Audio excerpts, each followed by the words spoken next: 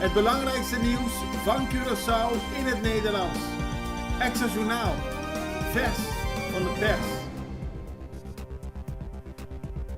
Welkom bij Extra Journaal. Fijn dat u weer kijkt. We hebben het belangrijkste nieuws voor u op een rij gezet. En we beginnen met het bericht dat Aqualectra werkt aan een nieuwe waterfabriek. Gisteren is bekendgemaakt dat er een Memorandum of Understanding is getekend tussen Aqualectra en de Seven Seas Water Group. Ze gaan nu onderhandelen over de bouw van een nieuwe waterfabriek. En die gaat plaatsvinden aan de westkant van luchthaven Hato. Het wordt weer een zogenaamde ontziltingsinstallatie. Die maakt gebruik van het reverse osmosis proces. En dat betekent dat er gebruik wordt gemaakt van speciale technologieën om zout, ionen, mineralen en andere onzuiverheden uit het zeewater te verwijderen voordat dit bij de consument aankomt als lekker drinkwater. De plek waar nu nog een ontziltingsinstallatie staat, bij Mundo Noble, wordt afgebroken en dat wordt dan gerekend gemaakt voor commerciële of toeristische activiteiten. De hele situatie moet klaar zijn in oktober 2026. Minister heeft geen bevoegdheid, dat schrijft de Extra vandaag. Het gaat allemaal onder beslissing van de minister van Financiën, Javier Silvania, om alle mensen die nog een belastingsschuld hadden tot 2017 en daarvoor om dat kwijt te schelden. Nu blijkt dat er in 2023 door een officier van justitie een mail is gestuurd aan de minister waarin staat dat hij tot de conclusie is gekomen dat de minister van Financiën niet de autoriteit heeft om alle belasting die nog geïnd moet worden, inclusief de belastingaanslag van 2017 en eerder, kwijt te schelden. Dat zou betekenen dat de minister niet correct gehandeld heeft. Het blijft iets dat de minister nog steeds aan het achtervolgen is. Maar in ieder geval laat de Extra weten in een artikel vandaag dat de minister op de hoogte was dat volgens het Openbaar Ministerie er geen autoriteit bij de minister lag om dit te doen. Het parlement vergadert toch met minister. Dat gaat ook over minister Silvania van Financiën. Want afgelopen dinsdag stond er een vergadering gepland met het parlement om te praten over die kwijtschelding. Afgelopen maandagavond laat hebben de oppositiepartijen par en man gezegd: nee, we hebben de stukken te laat gekregen, kunnen ons niet meer goed voorbereiden, dus we lasten de vergadering af. Meteen daarop heeft de MFK, gesteund door de KEM en onafhankelijk statenlid Sita Jezeli Itu, opnieuw een vergadering aangevraagd en die is direct op de agenda gezet en dat gebeurt vandaag. Dus we zullen morgen weer nieuws hebben over de parlementsvergadering met minister Silvania en de situatie rond het kwijtschelden van belasting. Vakbonden zijn benieuwd. Vandaag wordt er ook gesproken met minister Shalten Hato in zijn hoedanigheid als minister van Bestuur, Planning en Dienstverlening met de vakbonden in het Centraal Georganiseerd Overleg Ambtenaren.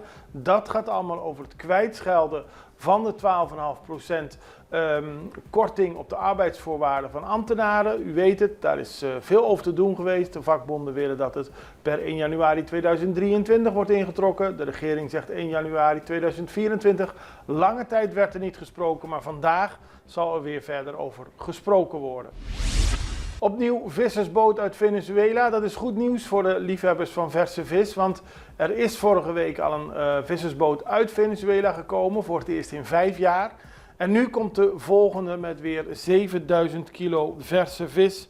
Las Marias heet de boot en die komt net als de eerdere boot uit Las Vegas, Venezuela. En daarmee hebben we weer, voor het eerst sinds 2019, contact met vis uit Venezuela.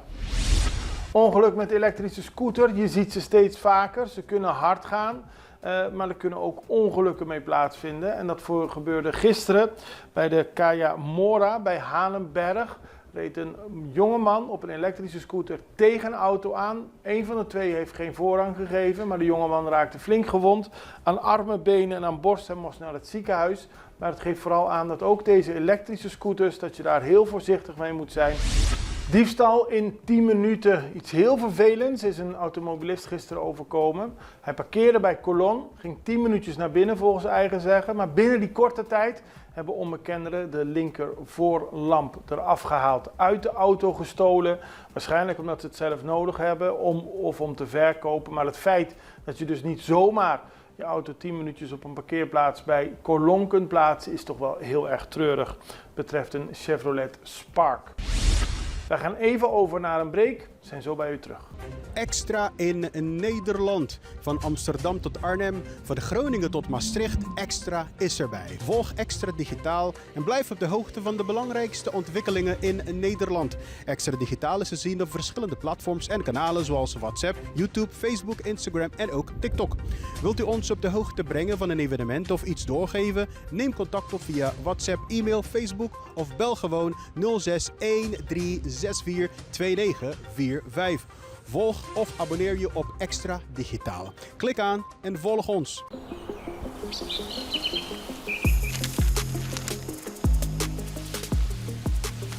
Welkom op Curaçao, een van de mooiste eilanden in de Caribië, een ware parel. En het is een eiland waar je van heel veel zaken kunt genieten. Van de natuur, van de zee, van het eten, van de mensen en zoveel meer. Curaçao is een eiland waar heel veel gebeurt op het gebied van politiek, cultuur, sport en zoveel meer. En Extra Journaal brengt het belangrijkste nieuws van Curaçao. Maar we hebben ook aandacht voor al het nieuws op Bonaire en Aruba en op de bovenwinden, Saba, Sint Maarten en Sint Eustatius. En we belichten al het nieuws van alle kanten. Het nieuws is duidelijk, actueel en vers van de pers. Extra Journaal, elke werkdag op Salto. Op Curaçao zijn we de hele dag bezig met het maken van Extra Journaal. Volg ons op je favoriete Amsterdamse zender, Tauro.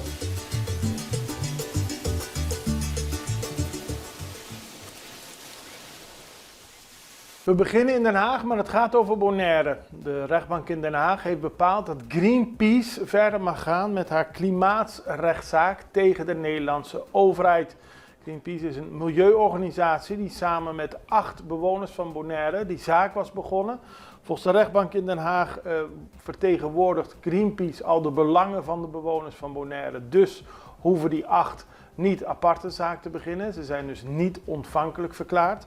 Maar Greenpeace gaat door, want die eist dat de Nederlandse overheid maatregelen moet nemen om de uitstoot van broeikasgassen sneller te laten afnemen. Ook moet de overheid volgens de organisatie meer doen om de inwoners van Bonaire te beschermen tegen de gevolgen van klimaatverandering.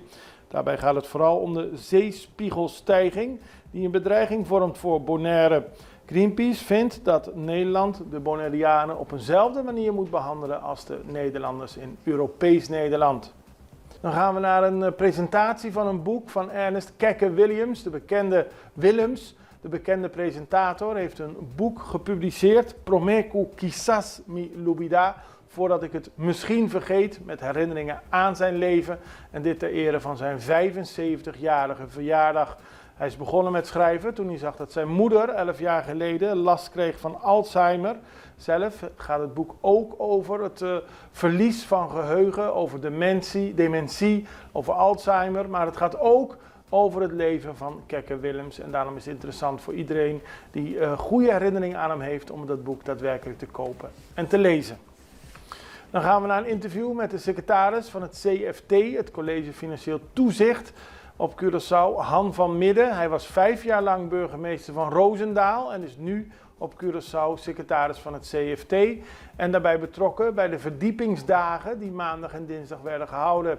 Daarvoor komen ambtenaren uit Curaçao, Aruba en Sint Maarten naar het CFT toe. En we vroegen aan Han van Midden wat zich precies afspeelt bij dergelijke verdiepingsdagen. Meneer Han van Midden, secretaris van het College Financieel Toezicht. Fijn dat ik u kan spreken met deze prachtige achtergrond. U bent nog niet zo lang in dienst als secretaris van het CFT, maar er zijn de afgelopen dagen een paar belangrijke dagen geweest, de verdiepingsdagen. Wat is dat precies? Ja, nou, de verdiepingsdagen hebben we georganiseerd om de landen binnen het Koninkrijk waar wij toezicht op houden, om die bij elkaar te brengen en hen vooral van hun eigen best practices en hun eigen aandachtspunten te laten leren, zodat ze met elkaar leerpunten meenemen. En ook door een inkijkje te geven in het hoofd van de toezichthouder. De ambtenaren gaan het nu om, hè? Die zijn hier geweest. En die zijn hier geweest van Curaçao, Aruba, Sint Maarten. En ja, hoe gaat zoiets? Kunt u uitleg geven hoe zo'n dag er precies uitziet? Ja, we hebben de hele dag door werkvormen met elkaar. Dus naast de kennismaking gaan we met elkaar uit elkaar om in werkvormen ons te buigen over problemen die er op dit moment voor liggen. En die worden dan weer teruggekoppeld aan de groep in zijn geheel, zodat iedereen zijn bijdrage kan leveren gedurende de 2 dagen. En om wat voor problemen moet ik dan denken? Het CFT en het CAFT, die zegt per land zijn er nog wat dingen. Hè? Aruba is te laat met begrotingen, Curaçao zou soms meer duidelijkheid over begrotingen moeten geven. Ja. Wat zijn de punten die tijdens die dagen aan de orde komen? We hebben deze verdiepingsdagen gekozen voor 2 prominente onderwerpen. Dat is de investeringsagenda. En voor een land om duurzaam economisch beleid te kunnen draaien heb je een investeringsagenda nodig.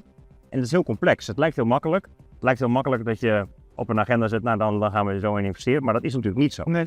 Er moet geld bij komen, er moet ook geld beschikbaar zijn. Het moet passen ook binnen normen van wet en regelgeving. Dus hoe je een goede investeringsagenda opzet was een van de belangrijke onderwerpen. En de tweede, dat is financieel beheer. En financieel beheer van een land is uiteindelijk bepalend of je ook op je eigen benen kunt staan als land. Goed financieel beheer betekent dat een inwoner ook gewoon moet kunnen terugzien. Is het geld wat ik betaal aan belasting, is dat efficiënt uitgegeven en is het ook goed uitgegeven op de plek waar het moet? Later vandaag wordt het hele interview op de website van Extra geplaatst.